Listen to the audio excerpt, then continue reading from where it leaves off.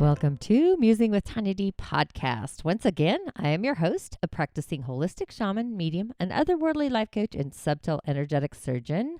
My intention is to utilize the power of indigenous technologies, the ancient wisdom of our bones, our original divine blueprint to navigate through our soul's harmonic, the realm of the elementals, the elemental highway, into and through the imaginal realm, possibly reintroducing you to the magical being I believe resides within each and every one of us, unique and as individual as our thumbprint. Through these subtle realms and bodies, the energetic anatomy to raise our frequency to the prime directive, to our inner genius, our personal medicine. I do call myself a holistic Sha medium, which is a choreography of merging them all. My name is Tanya D, and welcome to my podcast, Medicine Room. I do go live on YouTube at Tanya D for a daily snippet. Each day, I share the element of the day coming from the 4 pillars of Chinese astrology or destiny. These 4 pillars are actually a gateway into the realm of your personal elemental highway, and you may be wondering or pondering why that's so very important. Well, once you understand or have an idea of the elementals, you can then utilize them for healing a variety of symptoms and conditions and balancing our personal elements with our gift and our purpose, our prime directive, whether it's our thoughts, our beliefs, our feelings, our spirit, our mental academy, energy, vitality, transformation, and so much more. It's all part of the cosmic soup. The spirit that resides within each element is also a part of our elemental structure or foundation, along with these subtle energies, bodies and fields and cosmic insights, messages, and so much more, might I add. So going beyond being inspired and just loving the season of the witches, nature's transformation, the magic, the variety of guests that I've actually had and literally enjoyed during the season, this podcast season. That's why I do title the show The Musing with Tanya D, because it's about musing. So if there's anybody that you wish to hear from again that really got you excited about life and really your own magical essence that resides within each and every one of us, please comment and share and let me know. And of course, stay curious, questioning everything. That is also one of my mantras. This week's audio room artist is Kimberly Spencer. She's an award-winning high-performance trauma-informed coach and trainer. She's an Amazon best-selling author, TEDx speaker, the founder of crownyourself.com, helping visionary leaders transform their self-limiting stories, building their empire, standing out fearlessly, and making the income and the impact that they heartfelt deserve. From her entrepreneurial beginnings at the age of 5, selling bags of glitter water to her neighbors, to becoming an award-winning screenwriter, certified Pilates instructor, Miss Congeniality, and 6-time WEGO Health Activist Award nominee, Kimberly is proof that there's better to make your own mold than to conform to somebody else's. She's also the former executive of a national e-commerce startup and was the owner of a private Pilates studio, Fitness with Kim, in Los Angeles, California. Her work has been featured on Netflix, the CW, ESPN, Chicken Soup for the Soul, NPR, and in Thrive Global, CNBC, and also Forbes. So with all of that, let's give a warm welcome to Kimberly Spencer to my audio medicine room. How are you doing this wonderful day, Kimberly? I am doing phenomenal. Thank you so much for having me. I'm so excited to be here. I'm so excited to have you as my guest artist this week. Can you give my audience a little background into your story?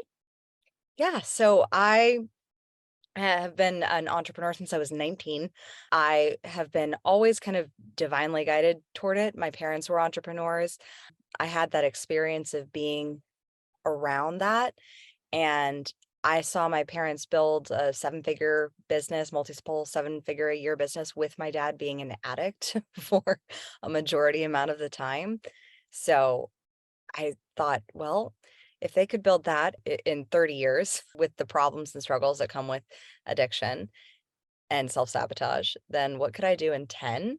And so I started out as a Pilates instructor. I was very much guided there because I was looking for a job. I was currently a screenwriter in Hollywood and I needed a bridge job. And so I've always been in the business of transforming people's stories. I found Pilates. I immediately, within a gut instinct, was like, I know I need to teach this. I need to help other women feel this good, because it was the first time I'd ever felt good in my body. And then I taught Pilates for several years. I wrote a feature film, it came out, and I realized at the premiere that I was only 90% fulfilled. And I thought, lifelong dream at 24 happening, seeing, my name up on the big screen as the co-writer and 90% fulfilled. And I was like, okay, well, maybe what else? What else is there? And so then I was guided to becoming the president of an e-commerce startup. And I was with that company for 2 years, grew that company to being able to be on like the major billboards in Times Square and in national magazines. And I pitched it to the first round of Shark Tank auditions. And then after 2 years, my business partner told me he wanted to buy me out, and I was devastated. We were completely misaligned on values and decision making, and our leadership strategies were very different as how we operated on a subconscious level. And so 3 weeks before I got married to my husband, we signed the buyout agreement. I went, got married, flew off to Italy, and I was on my honeymoon wondering, like, what the heck do I do? And because I was in just such a beautiful space of creation and creativity, my husband and I were brainstorming, as you do on your honeymoon, after way too many espressos and actual espressos.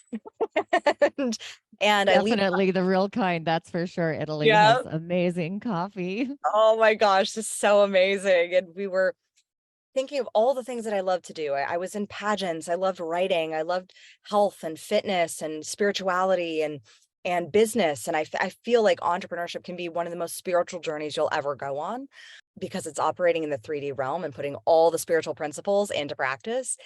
And I leaped off the couch and I said, crown yourself. And my husband's like, what's that? And I said, I have no idea, but it's the name of my company. And within the first year and a half, I faced what I call financial bulimia, where I was ingesting barely any income from a side hustle because my self-worth and my self-belief in myself to grow anything was so depleted after going through the buyout process for 3 months with lawyers and telling me every belief that that I'd never believed in my life about my business acumen. I believed it in my relationships and in my body, but never about business.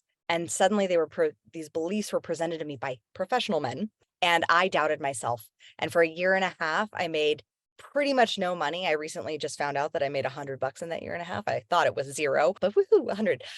And then I found out I was pregnant. And when I found out I was pregnant, that catapulted me into an entirely new realm of possibility. I immediately stopped doubting myself and realized that the person that I was being was not the person that I wanted to raise my child, because being a mother was far more important than being a CEO. And I went off and got certified in NLP, timeline therapy, hypnosis. I then went on to get a whole other range of certifications, from certified high performance coach to biodynamic breathwork and trauma release to somatic attachment theory to Reiki, to all different forms of all the modalities, to imbue it into my coaching so that I can coach from all planes of existence, from the spiritual, mental, emotional, and physical realm. Yeah, that's amazing. So it's interesting how the universe actually moves us where we're meant to be if we're just we're in Yeah, allowership, if you will, or receivership, allowership. That might be a new word. I So like that word. I think we should go with it. I know, right? Allowership.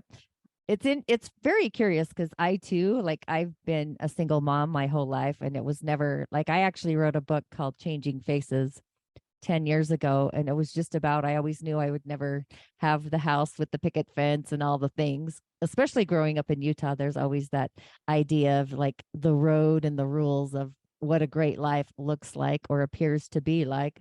That's when you see people actually go through the breakdown to get to the breakthrough and the crossroads. So, I mean, myself right now, I just actually during the experience had a realization, which I actually realized before the experience happened. The 2020 experience was that I no longer belonged serving people to the level I was serving them, because it really wasn't serving myself. I brought in, like, I've been doing an energetic skin and body care regime for people to heal the body through the energy of the chakras, along with the meridian pathways, with light and sound. So it's a blend pretty much between the subtle energy field and the Chinese elements to heal the body through the skin. And, it was actually a real struggle living in Utah due to the mindset here, not understanding the healing. So I too went off on other modalities. I worked with a shaman for 10 years until he transitioned into the ancestor realm. and these modalities. So bringing them into your business, what did you find was like the core pathway for yourself during this journey? Was there one that was more initiated than another? I think the biggest one is conscious unconscious mind integration, because unless you have that, your connection to higher conscious mind is challenged, because the conscious mind is like a loving parent to the unconscious mind, ideally, but most of us treat our unconscious mind like shit. We shame it, we blame it, we are operating on default, not questioning it, not being aware of it, just kind of letting it do its thing. It's kind of like, imagine if you were to have a child and just let your child just like run amok and you didn't discipline them. Or and by discipline them, I don't mean punish. Like discipline, I mean by the root word, which means to disciple, to teach, to guide. And so that's what our conscious minds are supposed to be doing. And when I first started Crown Yourself, I wasn't guiding my unconscious mind. I was actually, because I always tell my clients, it's not new level, new devils. It's like new level. It's the same damn devil, just in a different form. And you're just a little bit more equipped to deal with it.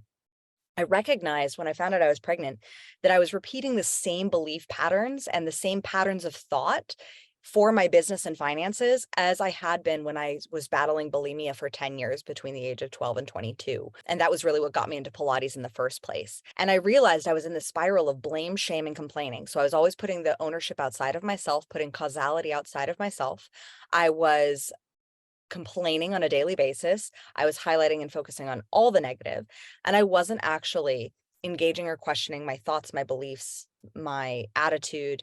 I was just kind of letting it be what is. And I was seeing an environment, because I still had my Pilates business and I was still teaching. And I was seeing the clients that I was interacting with, and they were all very negative. Isn't that funny? So we attract that. And in some ways, they were like, I had to put in a complaint to, because this is how doubtful I was of my own business acumen. I'd had my Pilates business for years, and I doubted it so much that I went to go work after I came back from Italy to build Crown Yourself in my coaching business. I went to go work for a chiropractor because I didn't believe in my own Pilates business that I'd been running for 8 years. Like, that's how in self-doubt I was. And so as I was teaching at this studio, I had to put in a complaint to my boss because I said, the clients are actually bullying me, not realizing that that was a complete projection of my own unconscious mind of what I was doing to it. I was being an asshole to my unconscious mind, quite frankly. And that conscious unconscious mind integration, once I started guiding and being a bit more loving and more compassionate to my unconscious mind, recognizing when the beliefs were coming up, when the thoughts were coming up, that wasn't me, that was just mind mismanagement. That's when I started to allow intuition to come through. And intuition has always guided me. It's guided me a lot more since my father passed in 2021. That was a big transition. I lost in 3 years, I lost 4 family members and 2 family friends.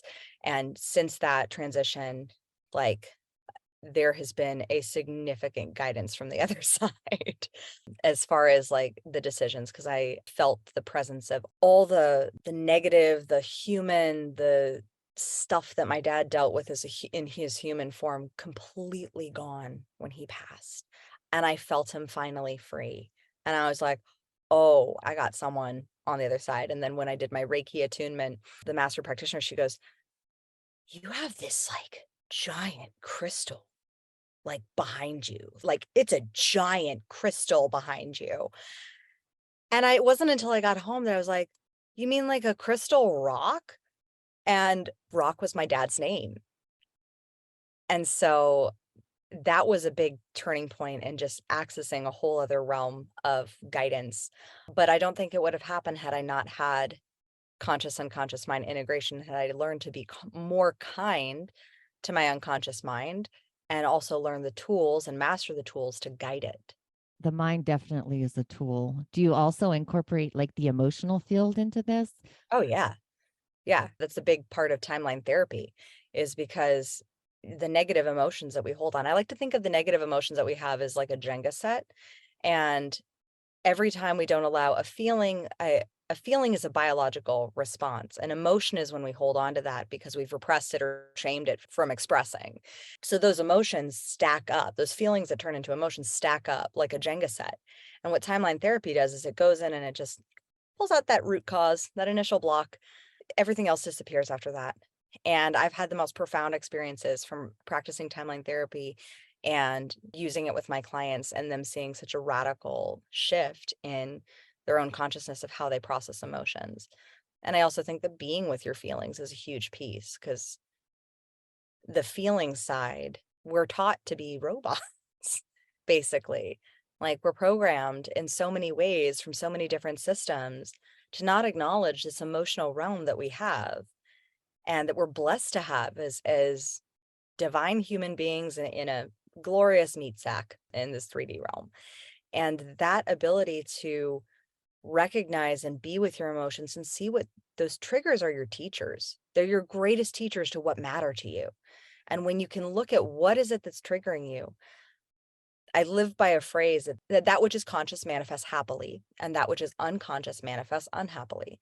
So when things that are manifesting in your reality that are unhappy, it just means that there's belief systems, emotions, or thought patterns that are completely unconscious that now you get to deal with. Yay! That means you can evolve. Yeah, absolutely. It's interesting because I always do.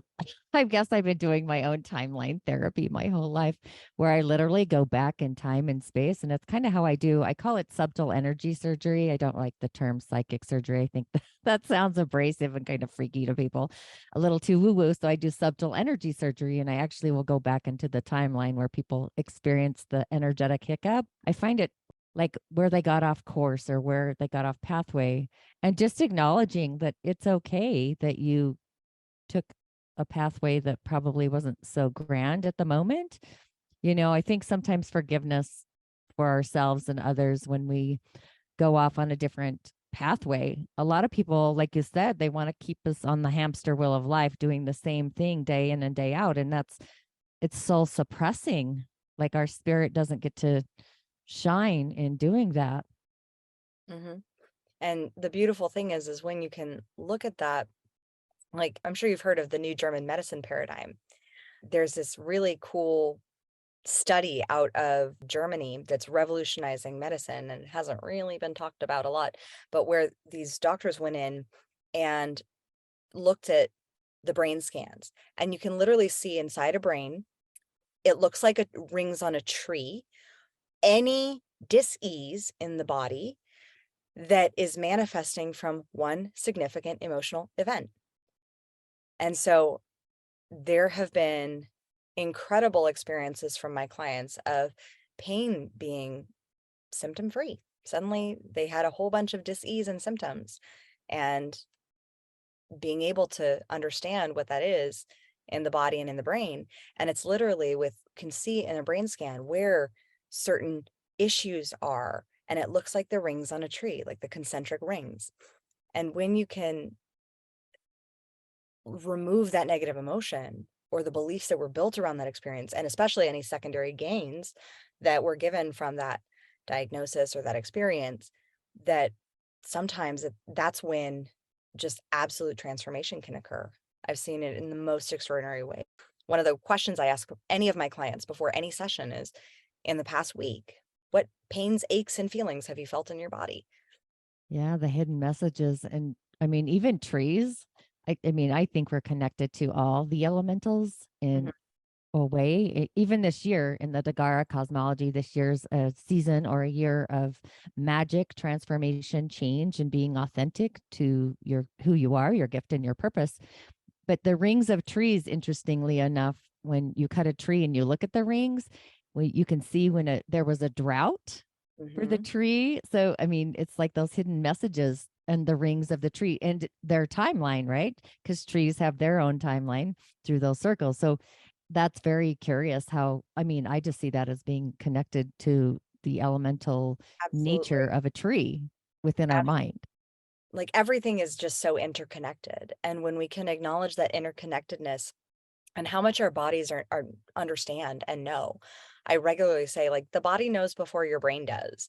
Like, that's why when we get those intuitive or gut hits of like, maybe I don't want to go out tonight, or maybe I'm not going to go out with that guy, or like that sort of gut instinct where it doesn't, it completely can make conscious, illogical sense, quote unquote, where it's like, this should make sense. I should be happy in this relationship, or I should be happy, like excited about this date, but I'm not. Okay, well, what's your body trying to say about this person? What's your body trying to say about this thing? Like, I manifested my husband 2 hours before I met him. And it was simply because I listened to my body's intuition that was like, you need to go to this event.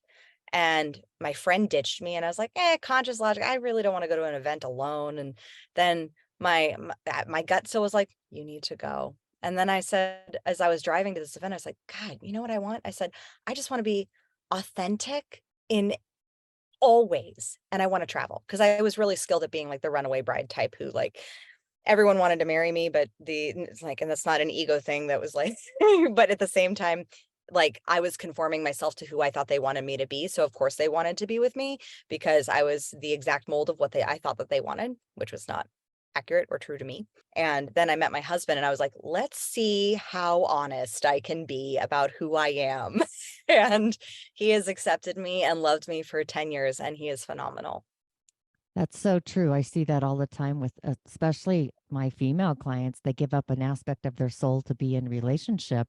And I'll even ask them, so are you going to keep doing this, whatever it is that lit up their heart? I always watch them lose a piece of their soul. And then the tower crumbles, right? Because you're not being authentic to yourself. Hmm. Right. And it was so interesting. Even in a great relationship, you can still find that there are pieces of you that you're like, I left that behind. Like I realized that when I first started in my relationship with my husband, I was a marathon runner and I love running marathons. And then it took me a while until like after the birth of my first child to then get back into running marathons. And then that marathon was just absolutely brutal. And I was like, oh, maybe I'm not built for it. All these belief systems, blah, blah, blah. And I was like, no, that's not true.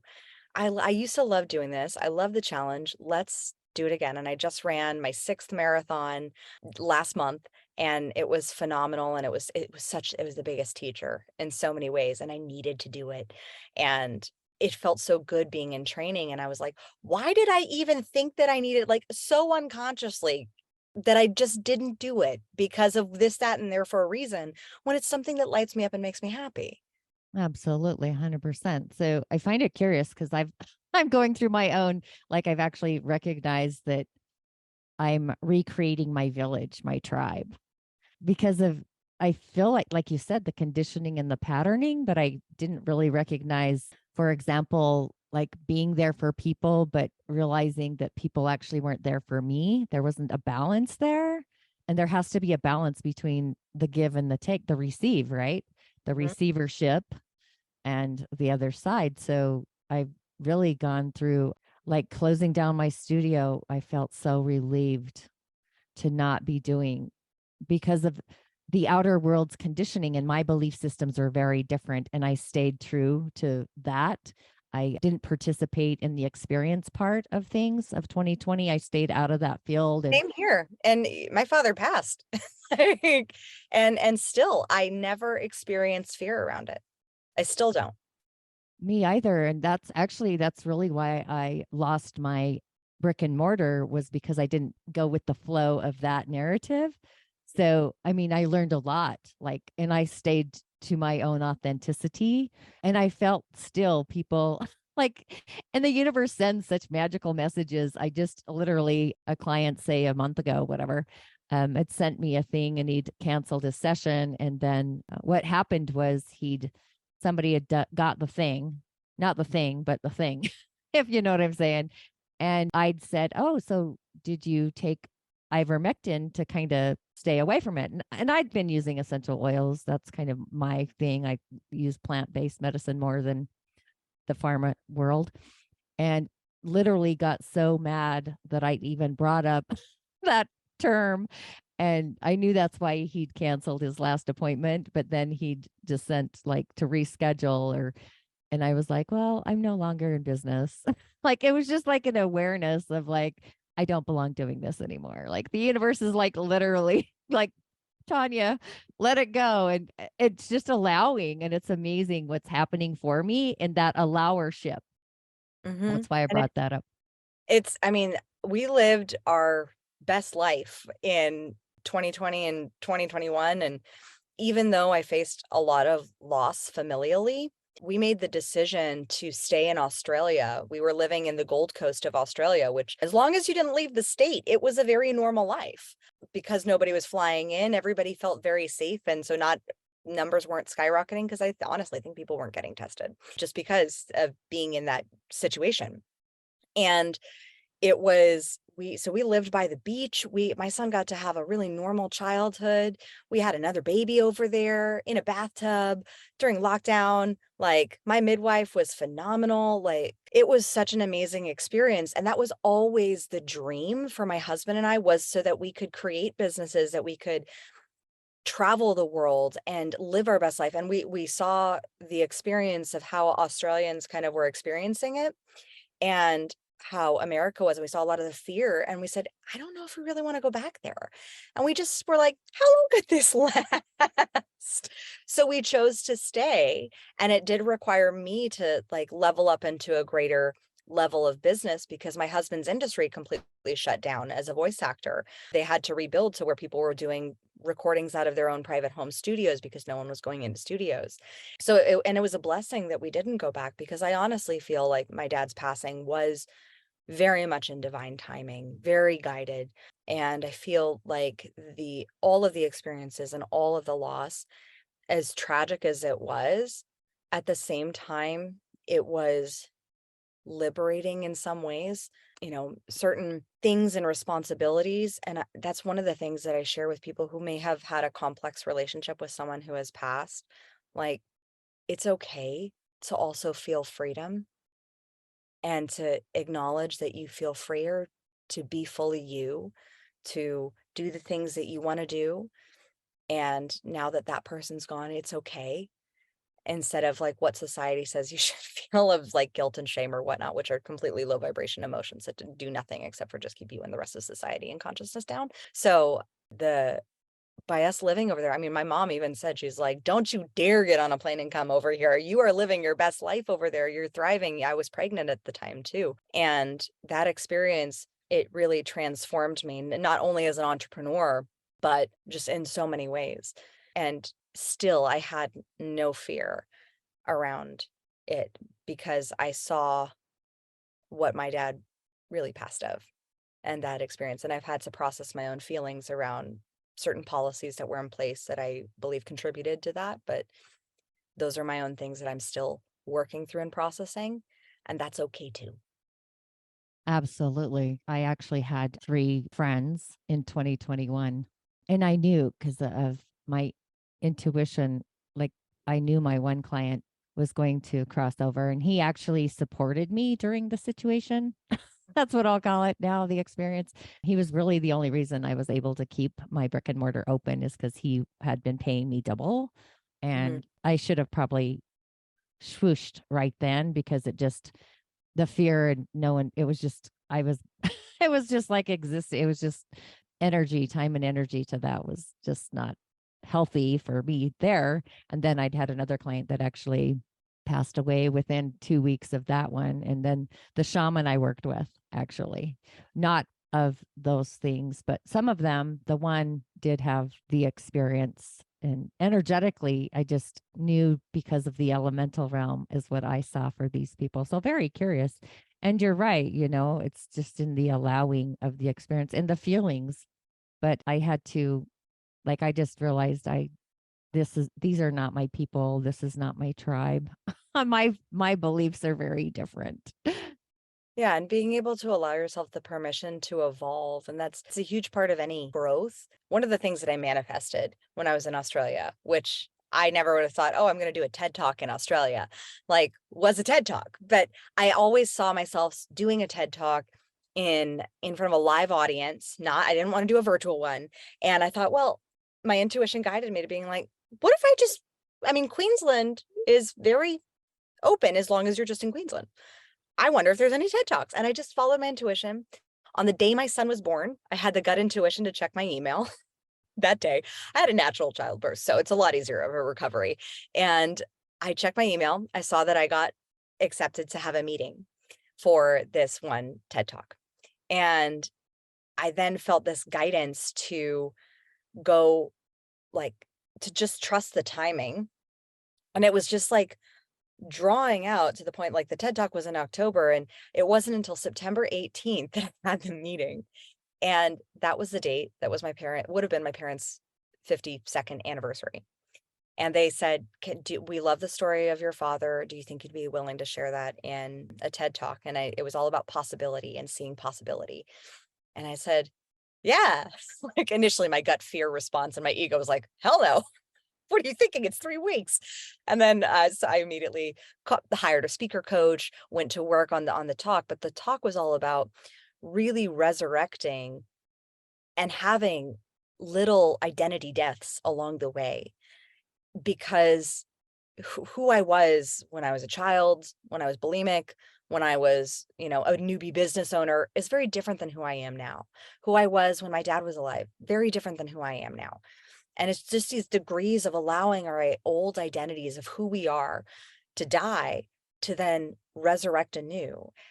And the thing though is that it does bring, like, we're very familiar with this fight, flight, freeze response of fear. But there's also one that's not very much talked about, which is the fear of the flocking fear, where we as human beings, as have this biological response to flock into groups that agree and to find our tribes. And then when you leave a tribe, oh no, like that immediately hits our like generational biological trauma triggers of like, this is, oh, I'm out alone. I'm a lone wolf. And then the lone wolf is the one that gets into trouble or gets eaten. And so that those fears of that, but before navigating and finding that next tribe.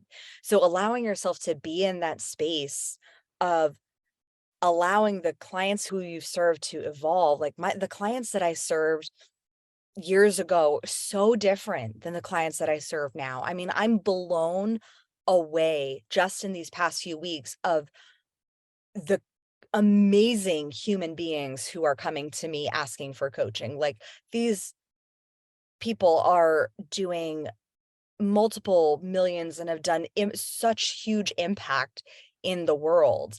And they're coming, I'm like, they're coming to me. I'm like, I must have shifted my energy again, shifted my identity again. And that allowance of that shift and that transformation of both as you as a human, you as who you're connecting with and who your tribe is in your circle. Like we've moved 4 times in 4 years because we moved back from Australia to California. Then we closed out my childhood home, and brought my mom along with us, and then moved to Texas. So last January, moved from Australia to California. This January, moved from California to Texas. And now we found our forever home. But that's how fast transformation can happen when you're in that space of allowance. And how we manifested our house was exactly how we manifested everything, of just allowing us to be curious and to hold on loosely, and to not be beholden to the outcome, but to say it's this or something better. Like there were a couple negotiables with our house that we were buying. Like literally we booked the plane flights to leave. And the other broker came back with some terms that I was like, if he wants to play hardball, like we're not going to sign. We'll let it go. And I literally had fully surrendered in a place where I was like, we'll let it go. And we'll get on that plane and we'll go look for new houses. And then if it's not this, it's something better. And of course, like 2 hours later, we get the signed contract that it was already signed. It just, he had created 2 different versions of the contract. One that had terms that we didn't agree with, one that had terms that we had already agreed to. And that was an experience of like being able to, are you willing to fully surrender and accept and trust with courage? Yeah, absolutely. It's so true. And I feel you because I really believe this entire year is really a huge year of transformation and climbing into our skin and being authentic to who we are, and not allowing others to kind of rip the rug out from underneath us. Kind of, the perspective of what a great life is not, we've been like programmed for so long. So I love that you're having people come to you that have these $1 million, 6-figure, 20-figure, whatever incomes. Banana. It's amazing. And it's, they're seeking help and guidance and alignment. Sounds like an energetic fine-tunement in a way of finding their, like, literally, it really is about climbing in your skin, being authentic to your spirit, down to your soul, into your bones, of all the things out there. I see that a lot. And I have a lot of myself. I do cowrie shell divinations as well. And these young kids, it's like, no. They're waking up to like, I don't want to be in this 9 to 5 hamster wheel rat race of whatever this idea of this great life looks like. And a lot of people, they really don't want you to move away from the hamster wheel because, we're kind of ants in a way, ants just doing the thing. And then you wake up one day and the ant life, that happens. I've Yeah. witnessed that a lot. When you see the systems, and I think the beautiful paradox is the systems are so radically changing. Like I am beating a drum like nobody's business. In my messaging is like, we are doing our future generations a massive disservice because the current program of the system of, you go to school and then you graduate and then you go to college, like, sorry, AI is going to replace like the majority of those jobs that you're training for and spending hundreds of thousands of dollars for a degree I've never, since I was 19, been asked for the only time I was asked for any form of certification, because I dropped out of college 2 weeks before I was supposed to start, even though I had 2 scholarships, because it didn't feel aligned. I felt like if I went to college, it would just like, I do not thrive in a standardized education system. I'm a why thinker. The standardized education is great if you want to learn the what and the how, but if you are a why thinker and you're a visionary, like they don't give you the purpose. But if you would tell me that like when I was in high school and like struggling in kinesiology, that if you just engage certain muscles in your back, then it will automatically send signals of confidence to your brain. Suddenly I would have been all in.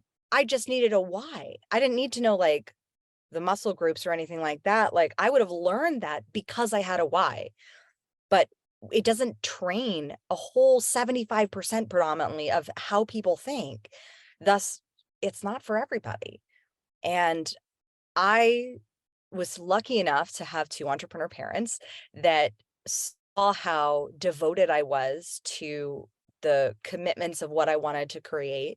They had imbued a level of work ethic and discipline and hustle to a degree, sometimes to an unhealthy degree, I'll admit, when I was younger, but in me to where they knew I would be successful. So they didn't even care that I wasn't going to the traditional route. And I literally, and still in years of being in business, I've never been asked for my degree, except I wasn't asked for it, but during the buyout process, I was told that I knew nothing because I didn't go to college. And I was like, built successful businesses. Thank you. Know how to market. Didn't I get our product into national magazines? I think I kind of know what I'm doing to a degree.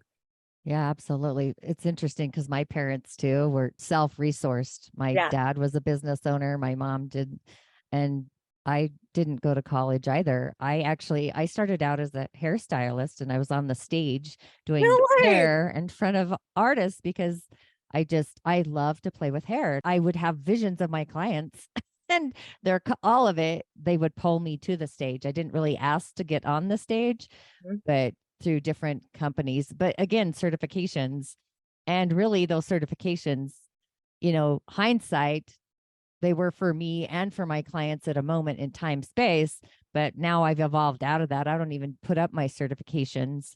And going to college, that doesn't, I so agree, because that paradigm is, we don't really need it anymore. It actually, my son is actually an auto mechanic and he didn't go to school for that, but his friend did. And my son is so further and knowing all the parts, the engine, the heart of all the things, Mhm. where his friend spending all that money and going to a specialized school, he's not as evolved as my son by learning the skill hands on. I think school has a place. And for me, I love learning and I love being in a community environment of learning a topic that I'm passionate about. So that enjoyment is something that I thrive in. But learning something because I quote unquote have to learn it to make me a well-rounded person, I'm like, don't ask me what the 31st president of the United States was. Well, I mean, everybody has a gift and a purpose. And Yeah. by just allowing, what's curious about that is I did have my son in a private school when he was like first grade, kindergarten-ish, and they really didn't want him in the school because he wasn't like the logical, organized kind of thinker. And I actually was telling a client, I was like, they don't really want him in there because he doesn't fit their paradigm. And I showed her a picture of that he had drawn, and she was like, they said he's not creative. She goes, the detail of a kindergartner putting like little air tunnels around a bullet or whatever he had done, and the color, and like, she goes, I'd pull him out of there anyway, because he is a not he's an intuitive creative thinker, not the logical side. And we have to have balance between the two. It's like, Yeah. I think if we created a system that supported diversity, like actual diversity of thinking diversity, human design diversity, that supported people in the diversity on all the different levels, I think school has a beautiful place of establishing what you're passionate about, exposing you to different ideas, different possibilities, and then allowing you to say, okay, that one's not for me. Like for me, I very clearly realized chemistry, not for me. Like, but pre-calculus, not for me. But my son, I see his passion for math. Oh my gosh, like he's off doing second grade math and he's in kindergarten, but he loves it and we're homeschooling. So it allows him to have that freedom so that I'm like, if you want to go at like he would be so bored if he was in a traditional school, and I know him, he would be the disruptor. Like, well, because he would finish his stuff because he's really good at that. Other things he needs to work on, yes, we all have those pieces. And that's the beautiful part, is when we can build something that supports it. Like whenever I work with a business owner, I look at their entire eco structure of like, where's your zone of genius? And when we can really dial into what that is, like one of my ops manager is the spreadsheet queen. Like spreadsheets, I'm a Virgo, so I love a good organized spreadsheet, but I don't want to be implementing, like I have a Leo ascending. I don't want to be implementing the data on that. Like, I'm just like, I got podcasts to be on. So you're hilarious. I'm a Virgo rising, and listening to you talk, I'm like, she speaks my language. There has to be something. And I've been sitting here going, I wonder what her signs are. yeah, yeah. That's hilarious. I love it. So, is there anything else that your heart really wants to share with my listeners today, my audience? What would you like me to share? I actually emailed your crown design. Like, I can't even remember what I said. I called you the prosperity queen, business queen. I don't know, something like that. There's so much magic there. And I think, you know what it is? A lot of it is knowing that we all belong somewhere, and we all have a gift, and we all have a purpose by design, and to really elevate that and know that there's somewhere out there that your magic, just like you said, in the brain and the trees and how it's all interconnected. Our world has a lot to offer, each and every one of us. And I prefer the word offering over the program. I always do. I always have an offering. I don't have a program, because I just don't like that terminology, that word, the program. So it's like leaving the program, or something like that. And to really stay curious and question everything, I feel like that's actually what's kept me evolving myself. It's like, that doesn't make sense to my brain or my frequency or whatever you want to call it. Yeah, I recently had a pretty big breakthrough. I mean, gosh, the last week of like astrological shifts and like the Schumann resonance. I'm like, holy moly! And my kids, oh my gosh, are they sentient to that? Like they've been feeling all the things. And my son, my littlest one, who was pregnant with when my dad passed, and he holds his namesake. Man, he can feel lightning and storms before it happens. Like he is a gifted being. Both of them are in different ways. And being able to allow them to be who they are versus who I think they quote unquote should be. It's the same thing I do with my clients. I will teach them some processes, best practices, give them options to expand their awareness of what's possible, to expand their awareness of how to approach things in a different way. But ultimately, it is my intention when I work with anybody for them to find their own unique subconscious success strategy. I am not trying to project any sort of, I think that's a big thing in the coaching industry that I very much rally against, is like, here's how you should market. Here's how you should do business. I'm like, business is very simple. People buy from people they know, like, and trust, build trust, be likable, like doesn't mean being a people pleaser, but speak your truth, be kind, show compassion for others and their challenges and their circumstances. Don't be a pushover, and just have that consistency of that. I believe consistency is incredibly spiritual. And when you're consistent with your message, consistent with putting yourself out there, consistent with showing up, that's 90% of the game. People will see you and you will attract rather than chase. Even consciously chase inquisitively. Like for me, I'm a projector in human design. So me chasing for leads, oh, forget it.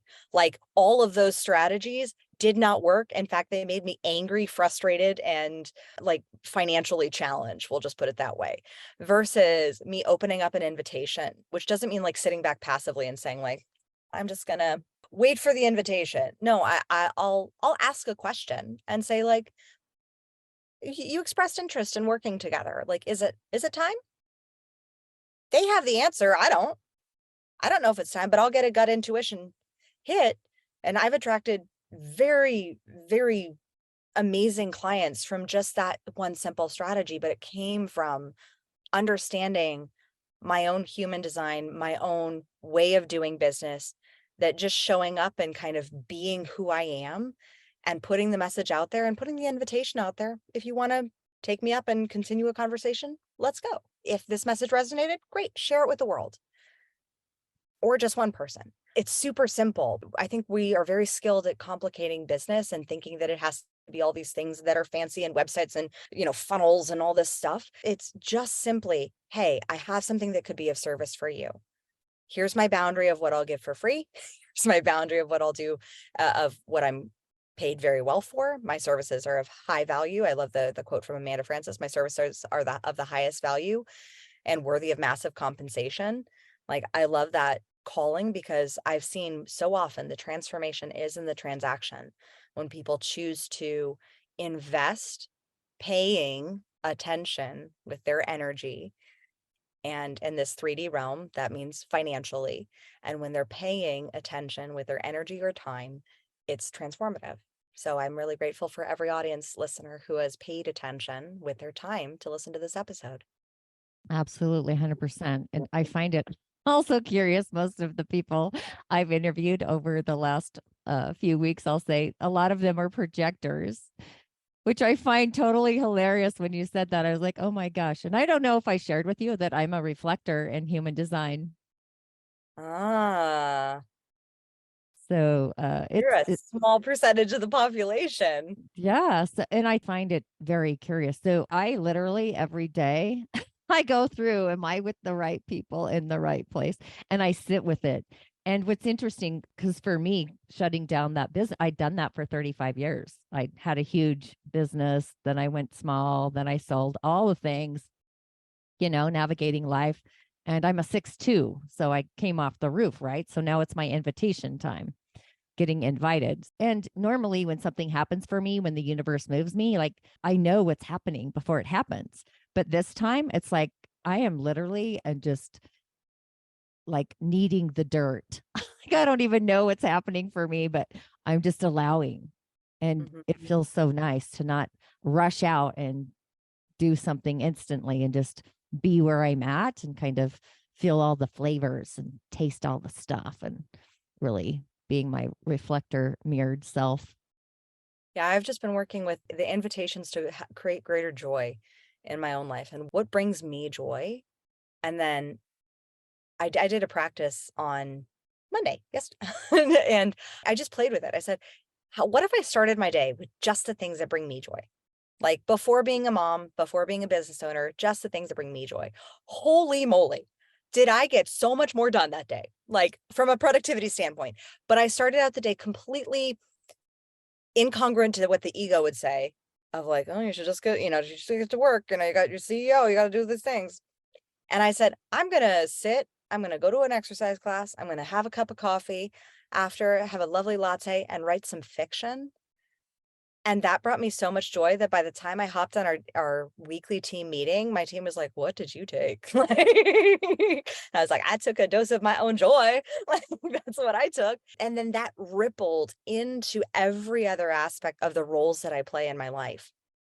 And being aware of just all of the various roles that we have and what is the role and responsibility that we have to ourselves. That's a key piece of any leadership, or to ensure that you have a business that's in alignment with who you are. You have to know who you are first. You have to know what brings you joy and how you connect. Absolutely. So it's interesting you said that. My go-tos are, is it disrupting my inner peace? Is it aligned with integrity? Does it bring me joy, peace, happiness? Those are like every day, like, and those are my go-tos. And if anybody kind of ruffles those, I always am staying curious and questioning if it's me or if it's them, kind of frequency, energy, vibration. Mhm. So it's been a pleasure, Kimberly. Thanks for joining us today, for your insight and sharing all your innate wisdom, your authenticity. And for my audio room listeners, if this episode inspired you in some magical way, and I'm sure it did, will you please take a screenshot of you tuning in on your device, tagging at the Tanya D? And also, if your heart feels called to donate to the Musing with Tanya D podcast, the link to keep this momentum in the flow is also in the show notes, along with all of Kimberly's connections. If you'd like to connect with her and continue the journey for the crown, as she called it. And again, I will see you on the other side. Ashe, blessings.